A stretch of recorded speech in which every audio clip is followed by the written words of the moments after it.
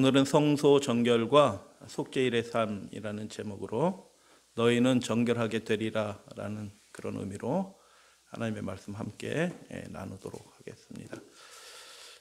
준비해야 될 것들이 많이 있어요. 결혼식 하기 위해서는 큰 준비를 해야 되고 작은 시험, 이런 시험 준비하기 위해서도 준비를 잘 해야 돼요. 근데 저는 건축과를 다녔기 때문에 설계 수업이 항상 있어요. 사무실, 주택 비롯해서 빌딩 이런 거 설계를 해요. 하게 되면 우리 건축과 학생들이 늘 그 설계한 걸 가지고 이제 성적을 맞는 거예요. 그렇게 설계를 잘 해야 되고 계속 점검을 맡아가면서 수정해가면서 나중에 최종 작품을 이렇게 해서 제출하면 그걸 가지고 이제 성적을 받는 거예요. 그런데 중요한 거죠. 시험이 없이 그걸로 하는 거니까. 근데 친구들도 그러고 저도 그러고 하면서 설계 수업이 2학년 때부터 이제 4학년까지 계속 있거든요. 제일 중요한 거기 때문에. 그렇게 해서 있는데 한두 번 하면은 익숙해져서 잘 해야 될 거 아니에요. 그죠? 그런데 말이 있는데 어떻게 맨날 설계를 해서 제출하면 하루가 모자라냐. 딱 하루가 모자라는 거예요. 막 해가지고 밤새도록 한 3, 4일 일주일 전부터 밤샘 작업을 합니다.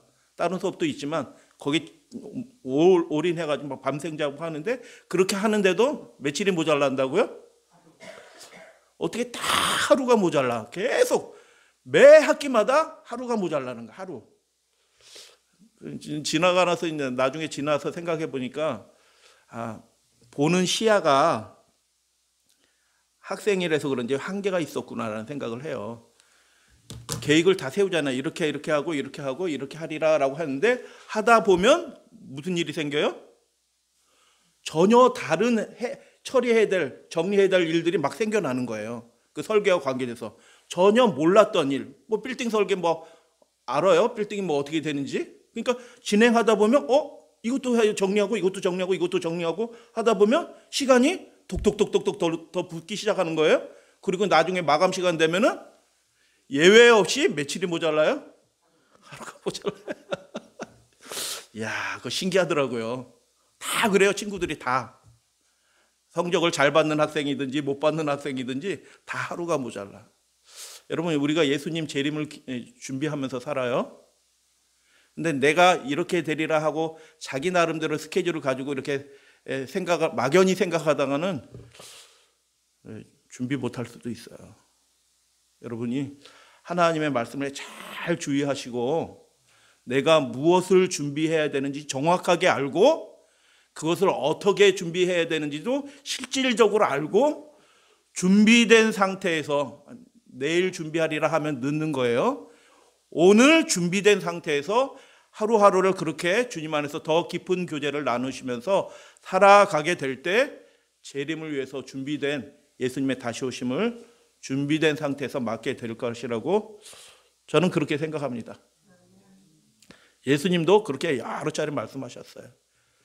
그래서 오늘은 성소 정결과 관련하여 우리가 그 속죄일의 시간을 살고 있는데 그 속죄일의 삶을 어떻게 살아야 되는지 살펴보겠습니다. 하나님이 어떤 계획을 가지고 있는지 모르는 사람이 있어요. 불쌍한 겁니다. 인생이 대단하지 않거든요. 사람이 굉장하지 않아요. 이것저것 많이 하는 것처럼 보이지만 실제로 대단하지 않아요.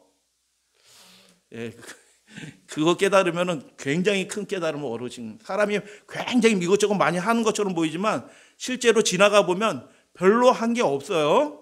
하나님의 계획에 대해서 우리가 잘 알아야 돼요. 근데 알긴 아는데 어떻게 어떤 사람은 잘못 알고 계셔요. 큰 위험입니다. 정확하게 알고 계셔야 되는 것입니다. 근데 어떤 사람은 그 일에 비스듬하게 알기는 아는데 거기에 믿음을 합하지 않았어요. 안타까운 일인 것입니다.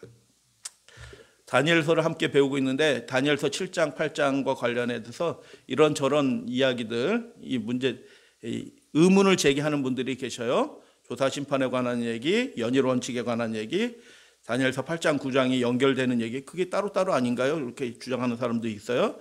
다니엘서 8장 14절에 성소의 정결이 레위기 16장하고 자꾸 연결시키는데 우리나라 말로는 정결로 돼 있지만 그게 원어는 다른 말이에요. 왜 그걸 그렇게 연결해? 그건 합당하지 않아요. 그렇게 얘기하는 분도 계시고요.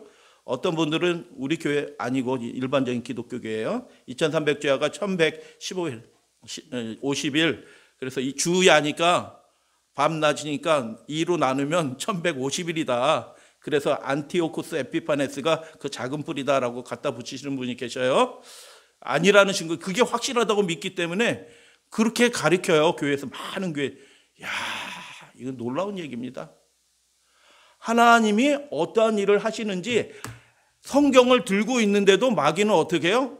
엉뚱한 것을 가리키면서 잘못 알게 해요. 말씀 전쟁인 것입니다. 그러니까 이 성경의 말씀이 우리에게 생명이 되도록 주어주셨는데 마귀는 그 생명의 말씀을 어떻게 해요? 무지하게 하고 잘못 알게 하는 그런 일들이 전쟁이 벌어지고 있어요. 말씀과 관련돼서. 제가 이렇게 쭉 다니엘서 7장 8장을 한번 동그라미 치면서 한 줄 한 줄 읽으면서 살펴봤는데 작은 뿔이 안티오코스 에피파네스가 아니라는 증거가 28가지가 있어요. 28가지 28교리처럼 이렇게 쳐보니까 하나하나 아니지 이게 에피파네스가 될 수가 없지 아니지 이렇게 동그라미 쳐보니까 다 아니에요. 그런데도 그 예언을 엉뚱한 데 보내버리고 우리가 이때 진짜 준비해야 될 하나님의 말씀과 준비해야 될 삶에 대해서는 다 놓쳐버리게 만든 거예요. 그냥 입술로 주님 사랑해요, 예수님 믿어요, 뭐 이렇게만 하는 전혀 준비되지 않은 상태에서 살도록 그렇게 하는 것입니다. 히브리서 우리 교회 안에서도 이런 주장을 하는 사람이 종종 나와요. 불행한 겁니다. 히브리서에서 예수님의 곧바로 지성소로 들어가셨다라고 주장하는 분 등등이 생겨나는데 오늘은 심판에 관련돼서 지난 시간에 조사 심판에 대해서 말씀을 드렸고 오늘 심판에 대해서 속죄일의 삶에 대해서 살펴볼 거예요. AD 31년 십자가에서 심판이 이루어졌다. 예수님 믿으면 그냥 구원을 얻는 거다. 최후의 심판이 있을 거다. 그것밖에 없다. 무슨 조사 심판이 있고 재림전 심판이 있느냐 이렇게 막연하게 생각하시는 분들이 계셔요. 십자가에서 심판에 대해서 예수님이 뭐라고 말씀하셨냐 하면 이렇게 말씀하셨어요. 이제 심판이 이 세상에 임하였으며 이제 이 세상 지배자, 마귀 사탄이에요. 이 세상을 지배하는 악한 영이 있어요. 사람들을 불행하게 만들고 파멸시키기 위해서 하나님에 대해서 잘못 알도록 하는 열심히 노력하는 악한 지배자가 있는데 그 사탄 마귀가 쫓겨날 것이다 라고 예수님이 그렇게 말씀하셨어요. 누가 쫓아내실까요?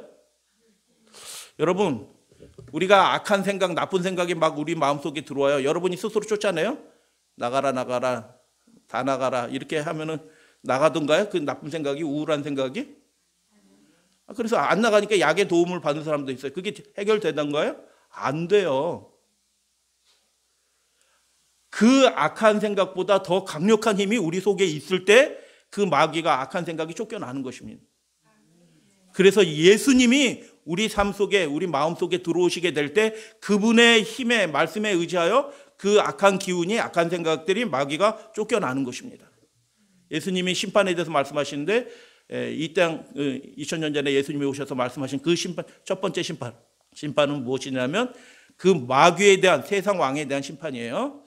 그런데 또 다른 심판도 말씀해요. 사도들은 히브리서 10장 30절 주께서 누구예요? 주는 하나님이시고 예수님이셔요. 그 주께서 누구를 심판하신다고요? 마귀만 심판하면 될 것 같은데, 그래서 믿는 사람 다 데려가면 될 것 같은데 하나님의 말씀은 어떻게 되냐면 주께서 그의 백성을 뭐 한다고요? 심판하신대요. 그러니까 교회 다닌다고 천국에 다 가는 거 아니라는 겁니다. 내가 예수님의 이름으로 기도한다고 천국에 가는 거 아니라는 것입니다. 하나님 나라의 합당함이 입증된 사람들이 그 심판을 통해서, 심판은 좋은 거예요, 나쁜 거예요? 좋은 거에 준비된 사람들에게는 그것이 결정하는 일이에요. 너 하나님 백성 땅 결정하는 거예요. 대권을 가지신 분이 결정하는 거예요. 거기에 이의 제기할 사람이 아무도 없어요. 얘는 내 백성이다 하고 딱 결정하는 그 일들을 하나님이 그 백성을 위하여 하신다. 근데 불가피하게 어떤 사람들이 생겨날 것이다. 준비되지 않은 사람들은 곤란한 일을 당하게 되는 것입니다. 로마서 14장 우리가 다 하나님의 심판대 앞에 서리라. 이미 쓴 게 아니고요. 서게 될 것이다 라는 것입니다.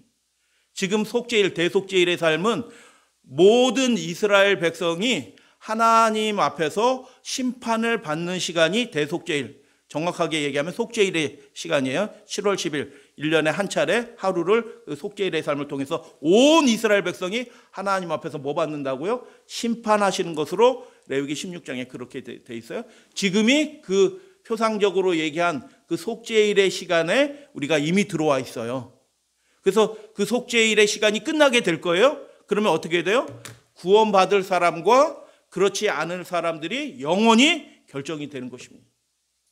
그래서 준비를 잘 하셔야 되는데 내가 어떻게 그러면 하나님의 백성으로 합당하게 인정받는 사람이 될고 그것을 잘 아셔야 되는 것입니다. 교회 다니기로 결정하셨습니까? 잘하신 거예요. 근데 수많은 교회 중에서 제7일 안식일 예수재림교회를 다니기로 결정하셨습니까? 아주 잘하신 거고 그것은 특별한 하나님의 인도하심이에요. 할렐루야 아멘. 저는 이제 성경을 보는 사람이기 때문에 이 교회 저 교회에서 주장하는 것도 같이 봐요. 신기한 얘기들을 얘기합니다. 하나님의 뜻과 전혀 상관없는 이야기를 성경을 통해서 백성들에게 가르쳐요. 백성들은 모르잖아요. 분별하는 영이 없으니까 그냥 아멘하고 그게 하나님이 길이나 보도하고 그렇게 살아가요. 준비 안 되는 것입니다. 마귀가 어떻게 우리를 멸망시키냐 하면 악한 길로 인도하지 않아요. 우리를요. 그렇게 하기도 하지만 우리의 각 사람을 유혹에 빠져서 악한 길로 인도하지 않아요. 하나님의 뜻을 가리고 무지하게 만들고 눈멀게 만들어서 하나님의 나라를 위해서 준비 안 되도록 하는 것이 마귀의 일이에요. 통째로 다 망하게 하는 것입니다. 잘못된 생각을 갖게 해서 하나님에 대해서. 그래서 우리가 하나님의 심판대 앞에 서게 될 것입니다. 지금 이 시간이에요. 우리의 각 사람의 삶이 하나님 앞에 저울에 달아서 달아지는 그런 시간 속에 우리가 살고 있는 것입니다. 그런데 하나님이 이 시간에 특별히 뭘 하신다고요? 지난 시간의 말씀처럼 우리를 준비하도록 은혜가, 더 강력한 은혜가 구하는 자에게 주어지는 시기이다. 그래서 하나님의 이름을 부르세요. 우리 속 사람의 답답한 일이 있을 때 주님의 이름을 불러보세요. 믿음이 없어도 부르라고 했으니 불러보세요. 놀라운 일들이 생겨납니다. 하나님의 구원을 경험하게 될 것입니다. 그러면 구체적으로 언제 심판대 앞에 서서 심판을 받는가? 결론을 이미 말씀드렸어요. 이미 그 시기에 우리가 살고 있어요. 그것을 살펴보기 전에 심판이 몇 가지 방식으로 구분된다라는 것입니다. 시기에 따라서 구분하면 예수님이 이제라고 말씀하셨어요. 예수님 당시에 있었던 예수님을 통해서 이루어지는 심판이에요. 마귀에 대한 심판이에요. 쫓겨납니다. 하늘의 마귀가 더 이상 올라가지 못해요. 이 땅에 쫓겨나서 이 땅에서 갇히게 된 것입니다. 그리고 마태복음 11장의 말씀을 통해서 당대에 있는 심판이 있어요. 그 당대에. 장래에 있는 심판도 있지만 당대에 하나님이 이루는 심판이 있어요. 더 이상 또 은혜 시기가 필요 없어서 하나님이 표준과 거울로서 하는 심판이 있어요. 내가 너희에게 이루느니 심판의 날. 이때 너희가 누구예요? 이스라엘 사람이에요. 하나님을 믿노라라고 얘기하는, 이게 놀라운 얘기거든요. 그 당시 2000년 전에 하나님을 제일 잘 섬기는 나라가 어디예요? 이스라엘밖에 없어요. 다른 데는 성경도 없고 하나님도 몰라요. 아무도 모르는 짐승처럼 살아가는 이방인들인데 그 하나님을 제일 잘 섬기는 예루살렘과 그 이스라엘 사람들에게 예수님이 말씀하신 거예요. 뭐라고 얘기해요? 내가 너희에게, 하나님을 그렇게 제일 잘 섬기는 너희에게 말하노니 심판의 날 소돔의 땅이 너희보다 견디기 쉬우리라 하시니라. 심판을 말씀하신 거예요. 준비 안 된 겁니다. 그들이 안식일을 지키고 그렇게 철저하게 예배를 드리고 제사를 드리고 기도문, 테필라라는 기도, 매일 아침 저녁으로 모여서 매일 모였어요. 매일.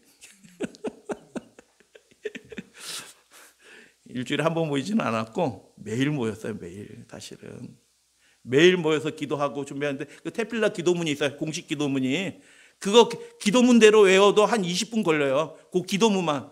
그러니까 그 집회 시간이 뭐 잠깐 모여가지고 기도하고 그냥 가는 게 아니고요. 제가 이렇게 쭉 살펴보고 뭐 그 시간대로 다 하면은 얼마 정도 시간 걸릴까 하면 최소한 1시간 반, 2시간 걸립니다. 먼저 온 사람까지 하고 하면은 그들이 그렇게 하나님 앞에 경건하게 살려고 매일 그렇게 하는 거예요. 아침 저녁으로요. 낮 시간에 포함해서. 그러니까 그들이 그러면 언제 일하고 먹고 사냐. 그 정도 들 정도로 그렇게 종교적인 생활을 열심히 하던 사람이에요. 근데 그들이 준비됐다고요? 안 된 겁니다. 그러니까 여러분, 우리가 이 마지막 시대에 교회들 많고 아무 교회나 다녀도 될 것처럼 생각하고 그냥 교회 다니면 끝난 것처럼 생각하시는 분들이 혹 있을런지 몰라요? 그거 아니에요. 믿음의 길은 좁은 길이에요. 구원의 길은요. 그 길로 들어가기를 힘쓰라라고 예수님이 누가복음에 말씀하셨어요. 심판의 날 견디기 쉬우리라라고 하고 그 예루살렘이 대표적으로 그래서 무너진 것입니다. 준비 안 된 것입니다. 하나님의 백성들이. 노아 홍수도 당대에 있었던 심판이고요. 출애굽도 나답과 아비후의 아나니와 삽비라도 다 당대에 있던 심판이에요. 그래서 하나님이 지금도 심판을 하십니다. 세 번째, 장차 있을 심판에 대해서 성경 도처에 여러 군데 말씀하시는데 바울이 의와 절제와 바울이 복음을 전파했어요. 그런데 예수님이 사랑이셔요. 이걸 얘기했어요? 성경에 그거 있으면 한번 얘기해 보세요. 바울이 그런 거 얘기한 적. 바울은 전혀 다른 포커스로 말씀한 거예요. 요즘 교회는요, 엉뚱한 거 가르칩니다. 바울이 3층 하늘까지 올라가서 그 하나님의 나라가 어떤 모습인지 그걸 직접 보고 온 바울이 그 뭐를 얘기했어요? 하나님은 너무 좋으신 분이요. 그건 틀린 얘기는 아닌데 그걸 가르쳤어요. 바울이 의와 절제와 장차 오늘 심판을 강론했다라고 얘기합니다. 이게 복음이에요. 나의 복음에 이른 것과 같이 하나님이 예수 그리스도로 말미암아 사람들의 은밀한 것을 어떻게 해요? 심판하신다. 너희 품은 생각이 행위로 드러나게 되고 그 행위들을 하나님이 다 심판하실 것이다. 좀 불안하네. 안 불안하시면은 감사한 거고 좀 불안하시면은 은혜입니다. 그것도 빨리 바꾸셔야 돼. 노선을. 그 노선을 계속 유지하면서 살면은 망하는 겁니다. 우리가 다 하나님의 심판대 앞에 서리라 하고 각 사람이 자기의 일을 하나님 앞에 다 심판을 받게 될 것이다. 그때가 언제냐? 지금 이미 시작이 된 것입니다. 영적으로. 장차 있을 심판에 대해서 잠깐 말씀드려요. 근데 그 당시에는 장차 있을 심판이지만 그 시간이 이미 2000년이 흘렀기 때문에 그 심판이 어떻게 해요? 이미 시작이 된 것입니다. 잘 기억하셔야 돼요. 그래서 재림전 심판, 조사 심판 이미 진행되고 있는 심판이에요. 계시록 14장 6절 7절 우리가 학생 시대 이거 말씀 다 외우고 그랬잖아요. 우리가 하나님을 두려워하며 그에게 영광을 돌리라. 왜냐하면 이는 하나님의 그의 심판하실 시간이 어떻게 했다? 이르렀다라고 얘기했는데 요한이 기록할 때는 먼 훗날이었어요. 그런데 지금 그 시대를 사는 요한 계시록 13장 14장의 시대를 사는 우리에게는 그 시간이 이미 시작이 된 것입니다. 하나님 나라에 합당한 사람, 하늘로 데려갈 사람들을 결정하는 시기에 우리가 살고 있어요. 부족하면 어떻게 하냐? 하나님이 은혜 주시는 거예요. 구하는 자에게 은혜 주셔서 그 나라에 합당하도록 빨리 준비시키는 것입니다. 14장 여러분 계시록을 머릿속에 싹 다 집어넣으시면 좋은데 그거 어렵지 않더라고요. 제가 머리가 안 좋잖아요. 잘 보세요. 머리 좋게 생겼나? 머리 안 좋거든요. 근데도 이렇게 몇 번 이렇게 읽어보면요. 머릿속에 들어와요. 그게. 1장 뭐고 1장 전반 후반 19장 전반부 뭐고 후반부 뭐고 계속 읽다 보면 이게 다 들어와요. 14장 메시지가 어떤 메시지예요? 7 재앙이 시작되기 직전의 상황이에요. 계시록 15장 16장 17장 18장까지 쭉 이어지잖아요. 7 재앙이 시작되기 전에 구원받을 백성이 다 결정되기 직전에 하나님이 심판하셔요. 조사 심판이에요.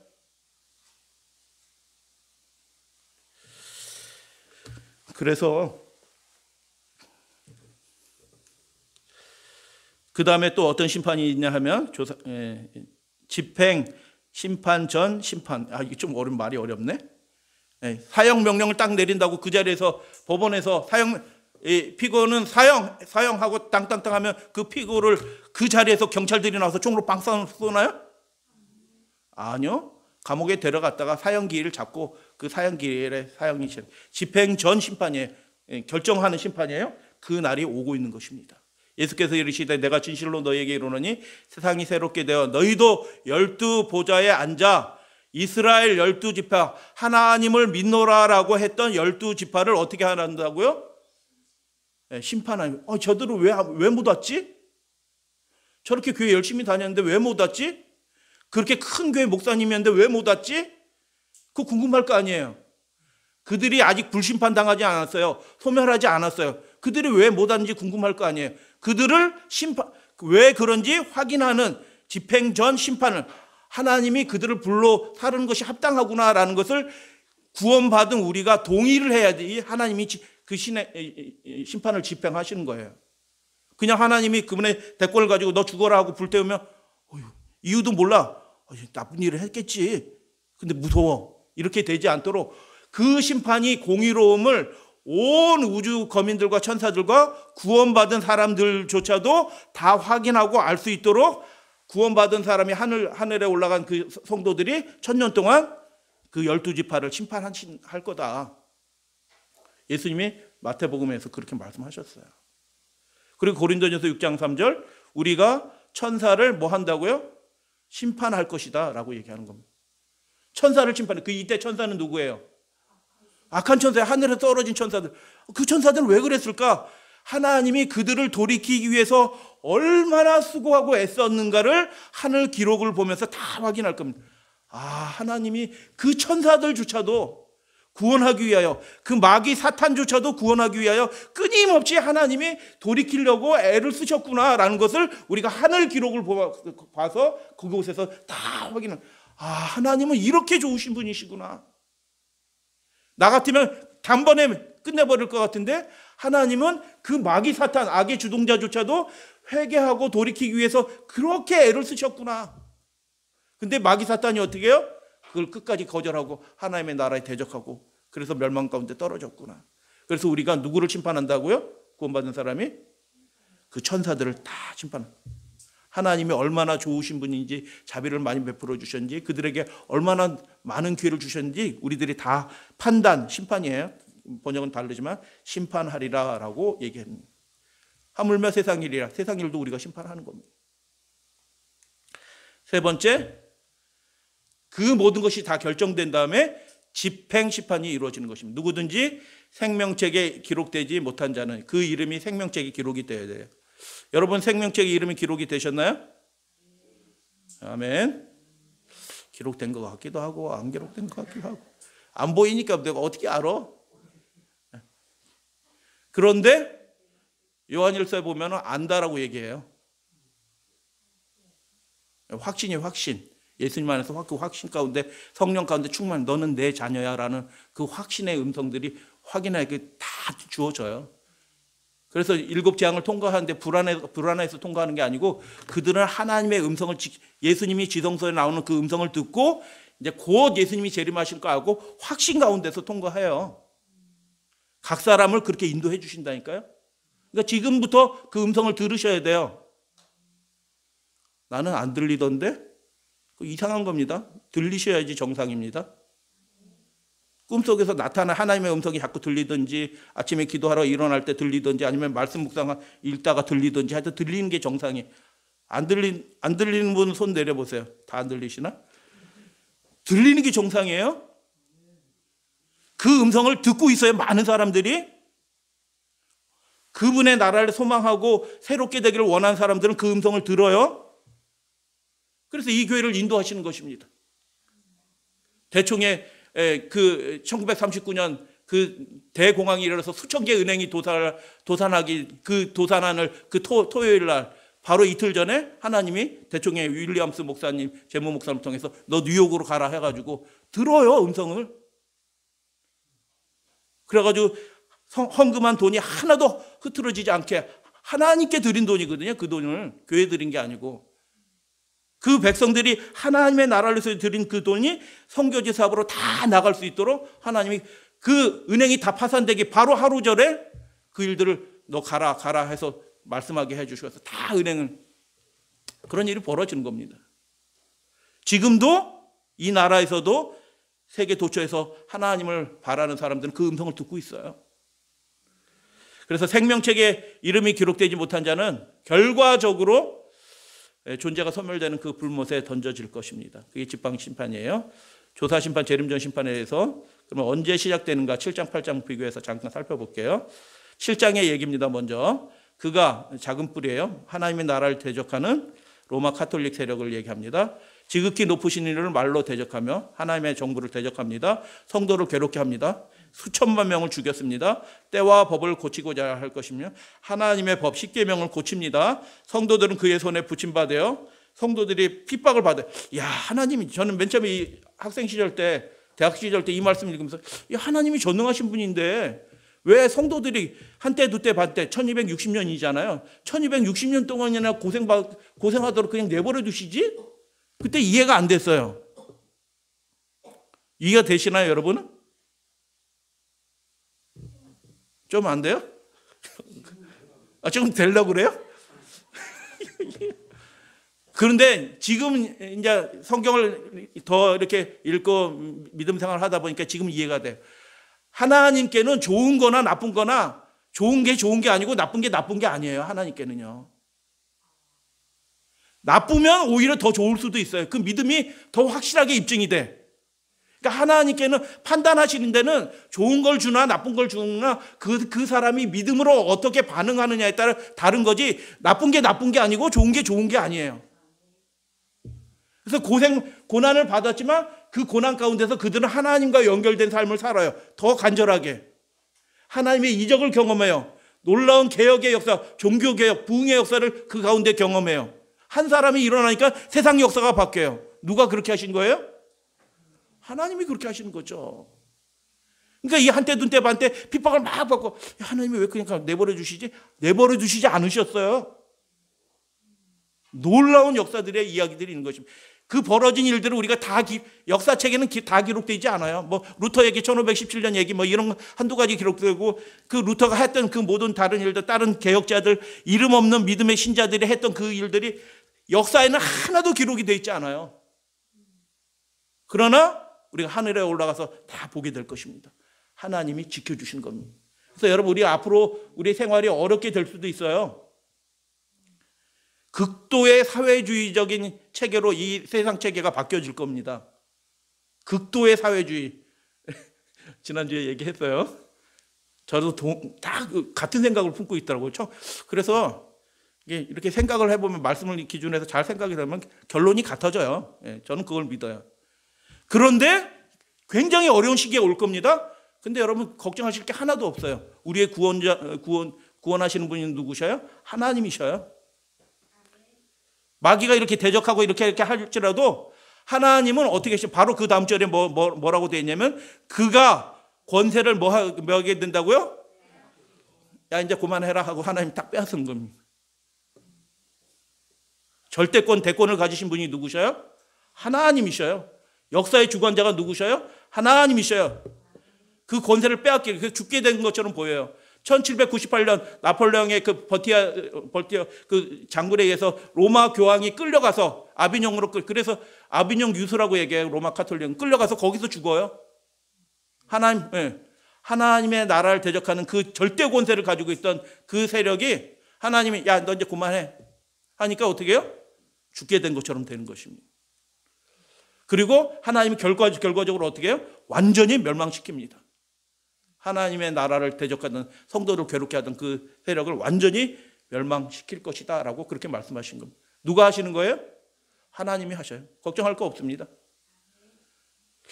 그래서 뭐 우리는 하나님 모이라고 하면 모이고 전도하라면 전도하고 그렇게 하시면 되는 거예요.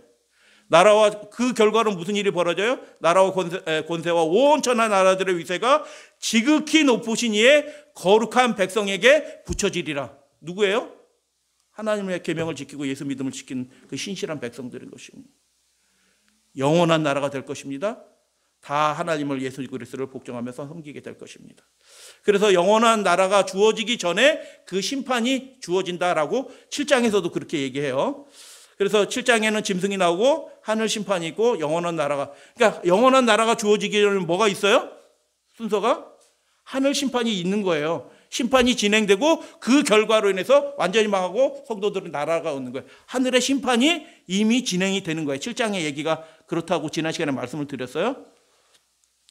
자, 눈을 크게 뜨시고,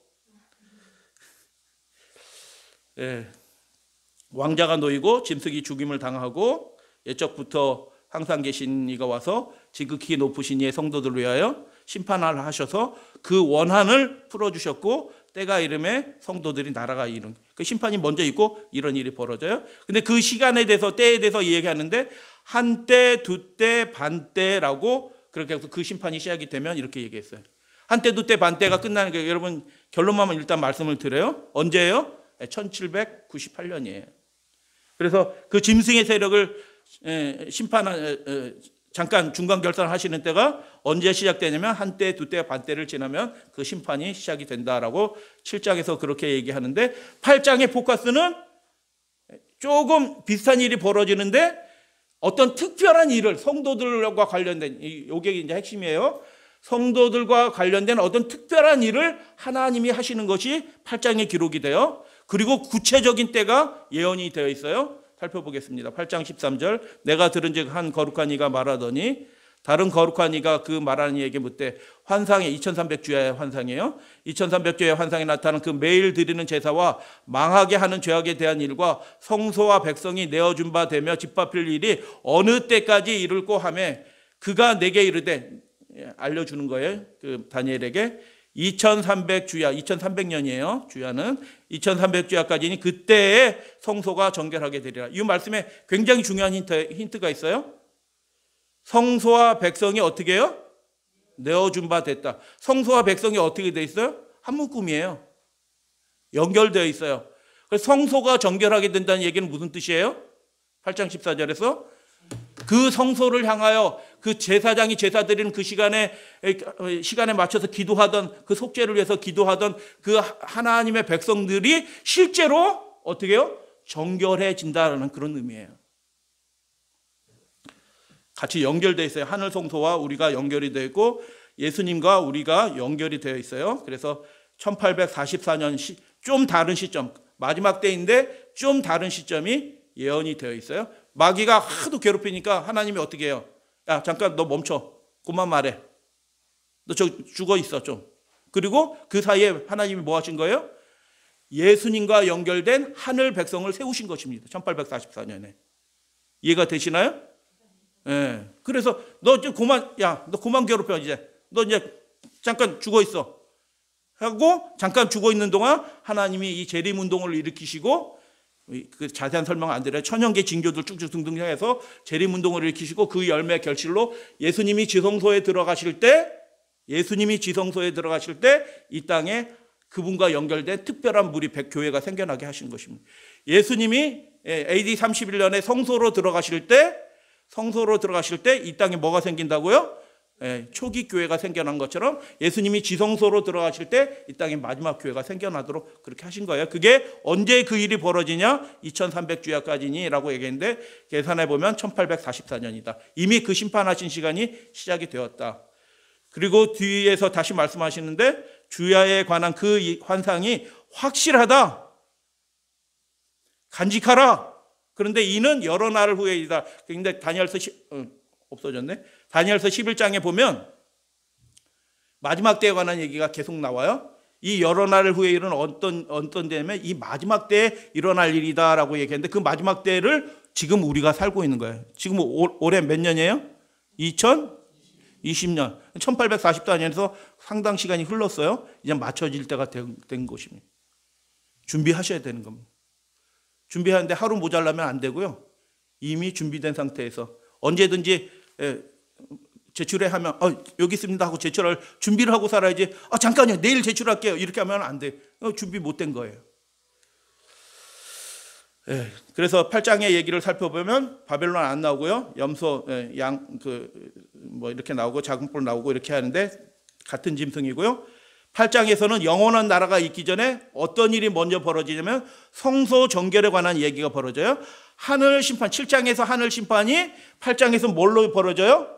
성소 정결로 설명한 거예요. 성소가 정결한, 하늘 심판에서 이 땅에 하나님을 대적하는 그 나라들을 하나님께서 심판하시는데, 그것과 동시에 하나님의 백성들을 위해서 벌어지는 일이 있는데, 그 하늘 심판을 하시는 일이 성소 정결과 관련이 되어 있다라고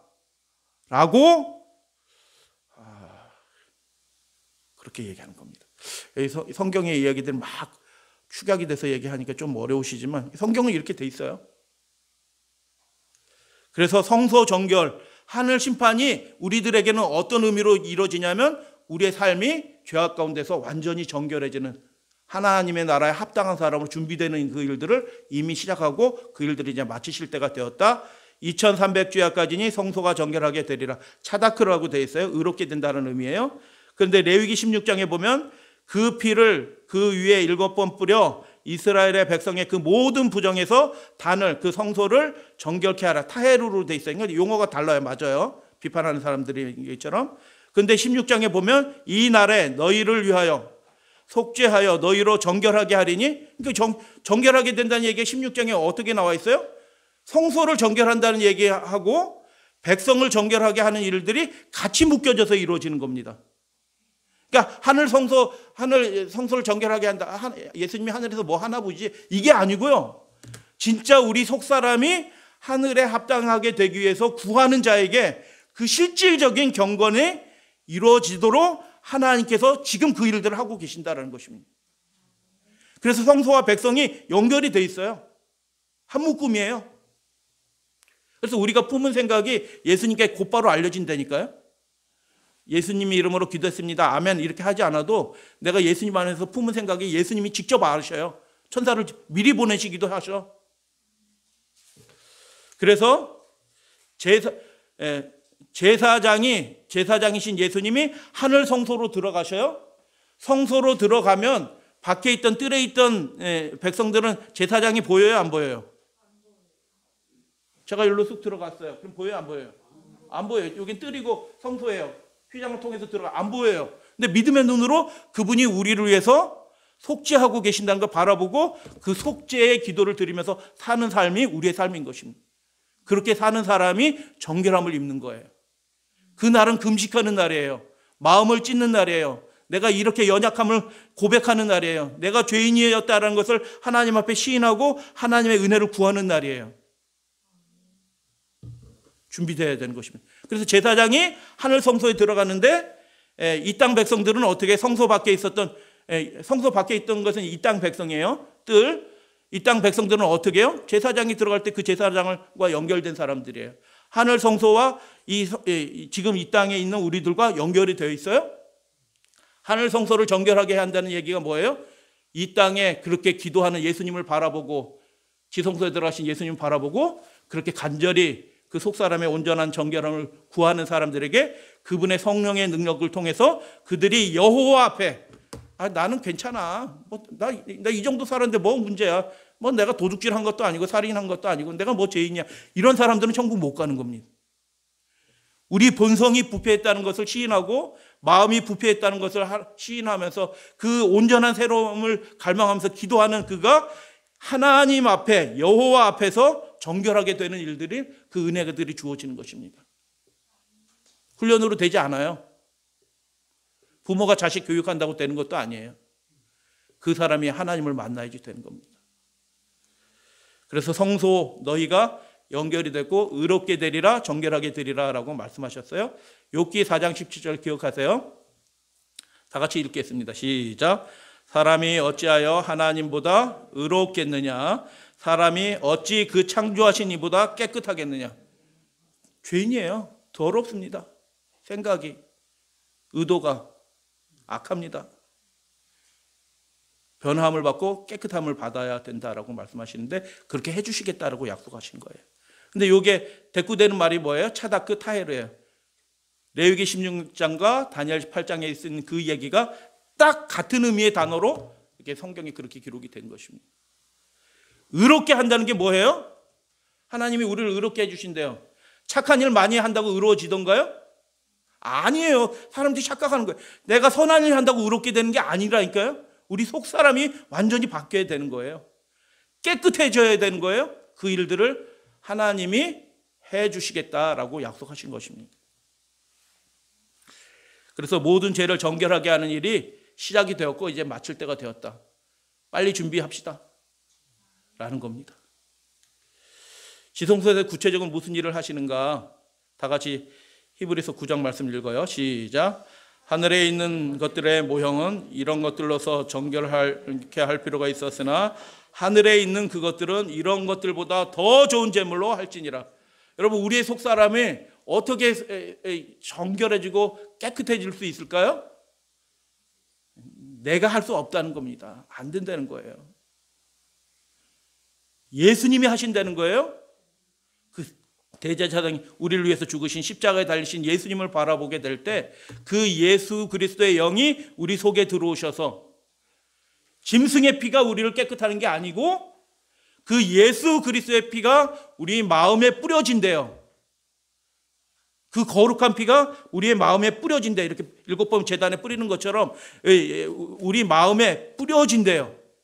그래서 실질적으로 하나님의 백성으로서 거룩하게 하는 일들이 더 좋은 제물, 예수 그리스도의 피를 통해서 정결하게 되는 일들이 일어날 것이다. 일어난다라는 것입니다. 참 감사한 말씀이에요. 하나님의 말씀. 레위기 16장에 너희의 모든 죄에서, 기억하지 못한 죄도 있을 거예요. 예. 뭐 얘기하는데 얼굴 탁 굽고 삐죽하고 하는 거, 그거 기억하겠어요? 예. 당사자도 있고 나도 있고 다 잊어버렸어요. 근데 하나님은 다 보셨어요. 죄인이야. 지멋대로, 지 기분대로. 그 모든 죄에서 여호와 앞에서 하나님이 다 없애주시겠다라고 말씀하신 것입니다. 어떤 죄들이에요? 성소제도와 관련 죄들을 잠깐 설명을 드려요. 맹세하고 지키지 않는 거, 그 죄들입니다.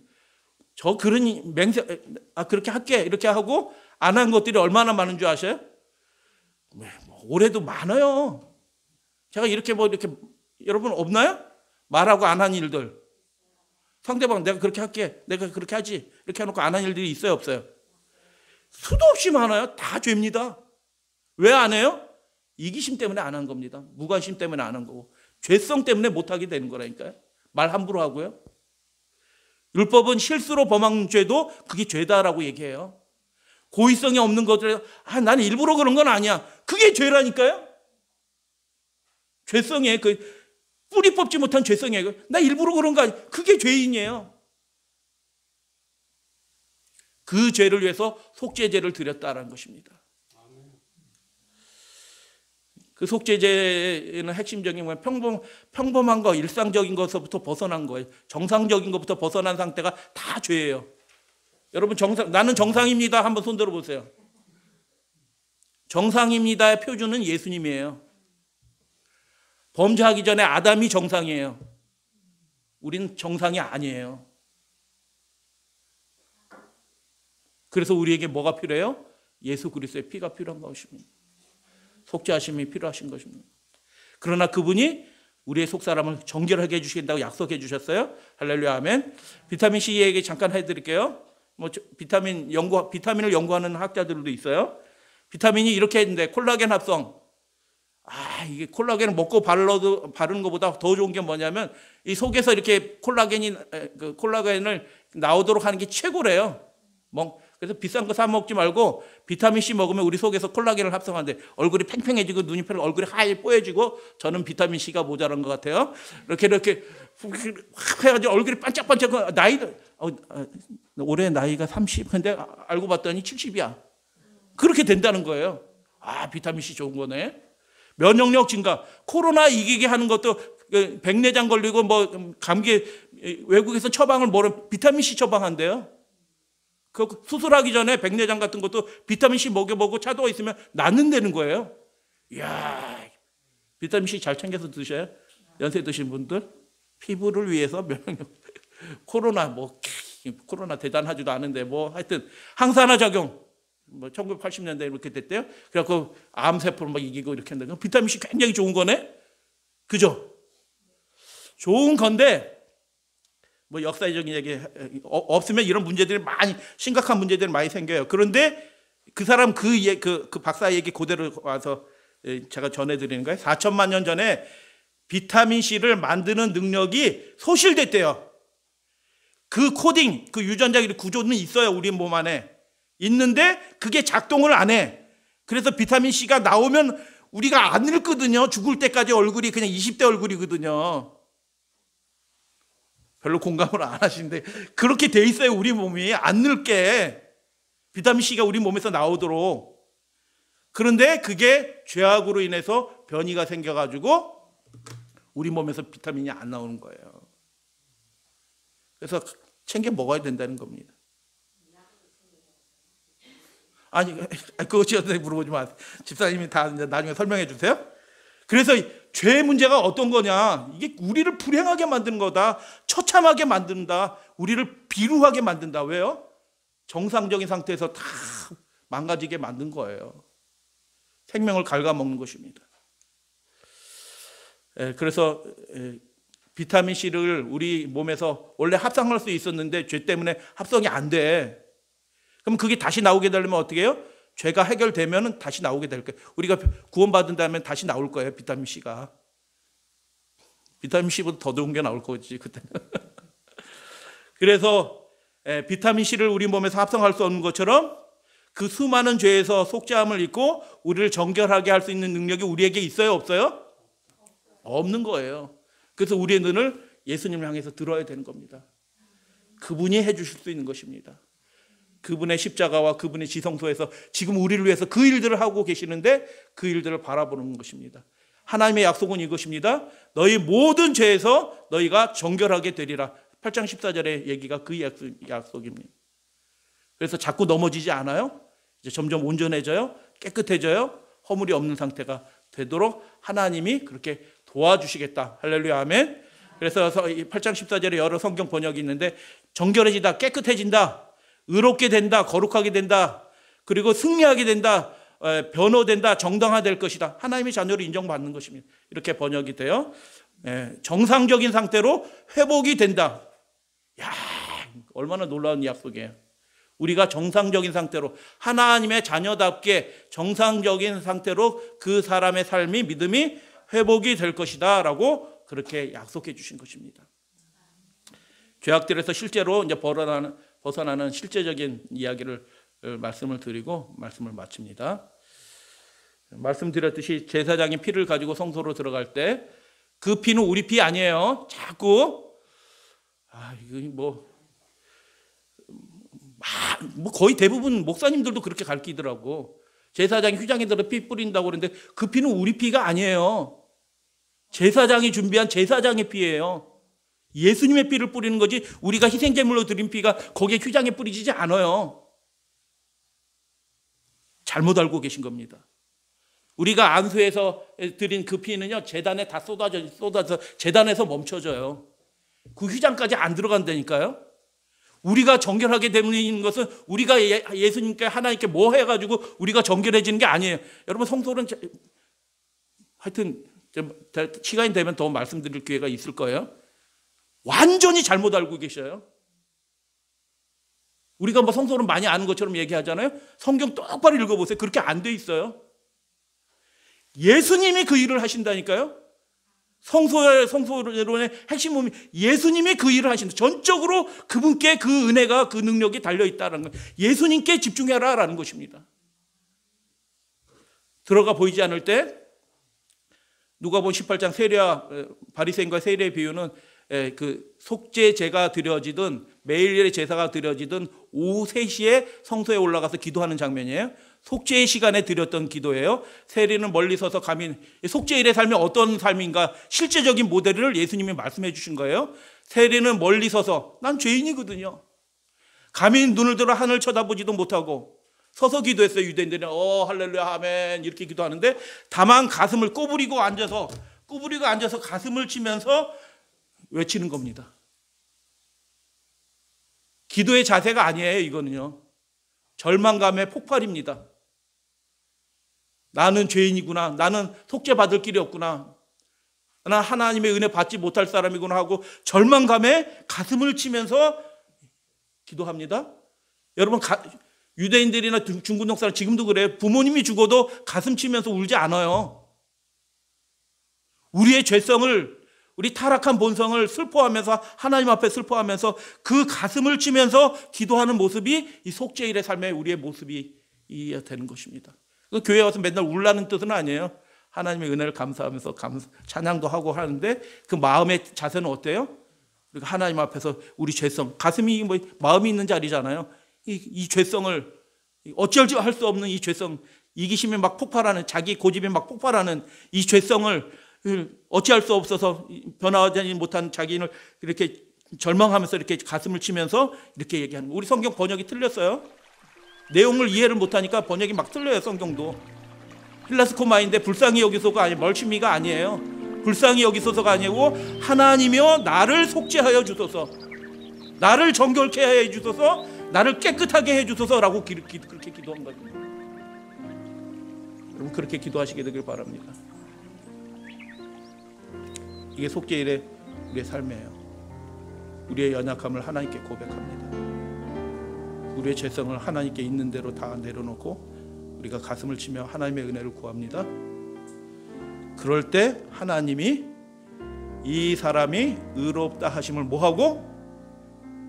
받는 거예요. 하나님으로부터 그 능력이 그 즉시로 임합니다. 할렐루야, 아멘. 연결되어 있기 때문에, 예수님과 연결되기 때문에 그 정결하게 하는 그 보혈의 피의 능력이 구하는 자에게 즉시로 주어져요. 그 즉시로 정결함을 받는 거예요. 이 속사람이, 그 가슴이, 마음이 죄성으로 끔찍했던 그 마음이 완전히 변화함을 받는 이 길들이 즉시로 하나님의 보좌로부터 주어진다. 할렐루야, 아멘. 우리가 그렇게 살아가셔야 되는 것입니다. 주님 앞에 모이기를 힘쓰시고 주님 앞에 우리의 삶을 다 내어주시고 정결하게 하시는 하나님의 은혜를 구하시는 여러분들 되시기를 바랍니다. 너희 모든 죄에서 그렇게 되리라 하리라 라고 얘기하는데 하나님께서 그렇게 하신다는 뜻이에요. 하나님이 그렇게 해주신다는 뜻이에요. 그래서 속죄일의 기도, 유대인들은 실제로 이렇게 기도했어요. 속죄일에 오 구원받은, 우리가 하나님 믿는 백성들이잖아요. 그러니까 구원받은 백성이에요. 우리의 죄악들, 연약해서 지은 모든 죄악들을 어떻게 해요? 완전히 없애는 거, 불에 태워서 사라진 거죠. 죄악의 기록이 하늘에 없어요. 없애 주신다라는 것입니다. 이기는 자는 그래서 흰옷을 입을 것이요. 그 흰옷이 뭐예요? 얼룩덜룩한 옷이 아니에요. 하나님이 깨끗하게 해주신 옷을 우리에게 입혀주신다. 근데 이기는 자는 어떻게 해요? 우리가 이기도록 해주셔요. 불러주셔요. 구하는 자가 이기게 되는 것입니다. 그 정결함을 구하는 자는 하나님의 거룩한 능력을 받아서 이기게 되고 흰옷을 입게 되고 하나님 앞에서 시인받고 하나님의 나라에 들어가게 될 것입니다. 그리스도께서 인간에 대한 구속사업을 마치시기 전 죄를 도말하시고자 속죄하고 하는 일을 하신다. 2300주야가 끝나면서 다니엘서 8장 14절, 다니엘서 7장 13절, 인자가 예적부터 항상 계신 분 앞으로 나아가서 말라기 3장 호련히 주께서 성전에 나타나사 그 일들은 다 같은 사건이다. 지난 시간에 말씀드렸어요. 혼인식에 관한 이야기로도 묘사됐다. 우리가 준비돼야 된다. 결혼식을 위해서도 준비하는데 하늘나라 가기 위해서 우리가 준비해야 되지 않나? 어떻게 준비해야 되니까 예수님을 주목하시고 그분의 공급하신 은혜를 구하시고 우리 속사람 마음이 가슴이 완전히 그분의 사랑으로 가득 차게 되기를 구하시는 여러분들 되시기를 주님의 이름으로 축복하면서 말씀 마칩니다.